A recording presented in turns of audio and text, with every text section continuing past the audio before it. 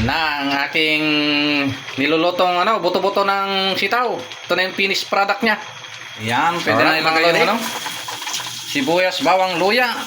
At magluluto na naman tayo. Let's go! Ayan, pwede nang ilagay yung buto-buto. Oh, ayan, dami mga lodi. Mainit. Ang daming sabaw, pero mawawala yan namaya. Yan. Yan. Timplan ko lang mga lods. Isawag ko na yung gulay niya. Dami. Ayan Gabundok. Takko pa. Yan. Ipapakita ko sa inyo ang aking niluto na buto-buto ng sitaw. Ayan sitaw yan Saka may kangkong.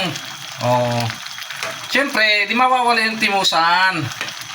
Tikman natin. Ay, nako kumare, nagnanam. Ayan Shout out sa mga viewers ko dyan. Thank you for watching. Follow and share.